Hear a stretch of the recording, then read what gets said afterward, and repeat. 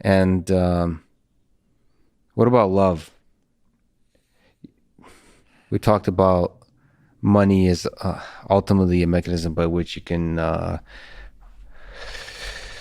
pave a moral path through life. To me, one of the purest expressions of that is love, broadly defined, for family, for others, for knowledge, for the world. It's basically an optimistic, open view to the world that embraces all that is beautiful about this world. So, do you think about love often in a personal sense, romantic, family, friendship, and in the broad sense, about its value in a successful life? Yeah, of course. I'm blessed to have a 2.5-year-old daughter, and love is a word we throw around. I love these potato chips. I love you, man. I love you, my daughter. It's got so many different intensities, I guess you might say. But um, I don't know. My intuition is that it is something very fundamental to the universe. Again, I know words don't do it justice, but if we just proxy love with selfless action, Mm-hmm. the whole damn universe is selflessly acting, right? It's just unfolding. And it may sound a bit hippy dippy, but my intuition is just that love is the core of it somehow. Um, I don't have anything to back that up, really. It's just, In the way you're framing it, it's making me think that love. We talked about sort of meditation is, as opposed to thinking from an egocentric perspective of you, the individual operating in this world, is allowing you to be empathetic towards the world and mm, thereby think of the universe, think of the world acting through you, hmm, almost like accepting this notion that ideas have you, you don't have that's ideas, right. that you're not existing in the universe is existing through you. It's sort of Yes. like that's what selfless in that context means. Is like embracing that thought. And that's a weird thought. It's a weird thought that we're just here for a little bit of time. These meat vehicles, Yeah. receptacles, and this much bigger thing is just using us, not in a malevolent way, but just like a river flows, is using us to create more and more beautiful things. Yes. Yes. More and more beautiful things. We are the universe experiencing itself, Yeah, frankly, right? So, that's a trippy thought, man. That yeah.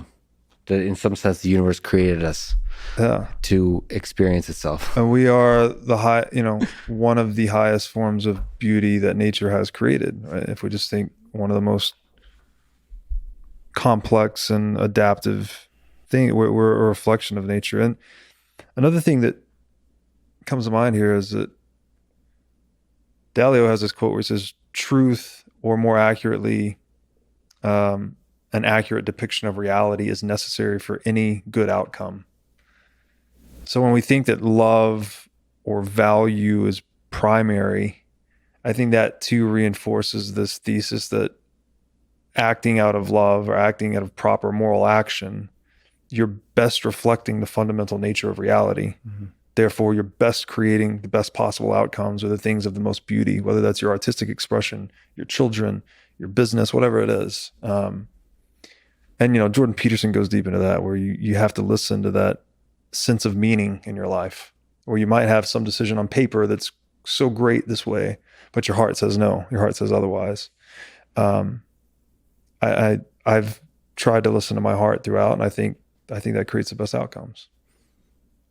But nevertheless, does it make you sad that you, in particular, Robert, are going to be dead pretty soon?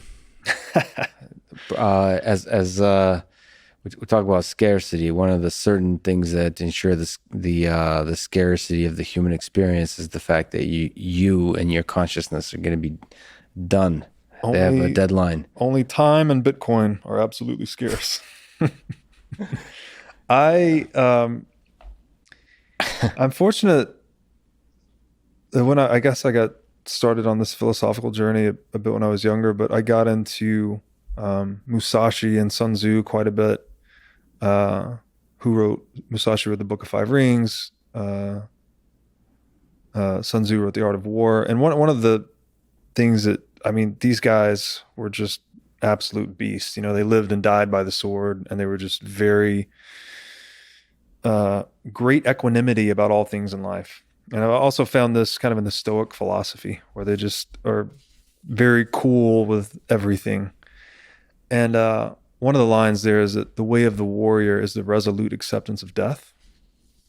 And so I've always tried to think about that. Like, of course, I experience fear. I experience, you know, everything that you do in a meat suit, right? Like anxiety and all the things. But I always try to have that higher order view of myself, and that it's just a certain experience occurring at a certain level, but it shouldn't override your kind of highest order self. That's just resolutely accepted death, and that this is your one play in life. So hopefully that propels me towards proper action. I think scarcity cannot help but lead to something good. Just like with this conversation, sadly, must come to an end. The scarcity of it is what makes it beautiful. So, Robert, this was one of my favorite conversations, philosophically and in every other level. Just the ideas and the way you express them around Bitcoin, around morality, around money, has been really inspiring and really educational. And I'm glad you're out there fighting the good fight. And I'm glad you wasting all of this time with me. It was really fun.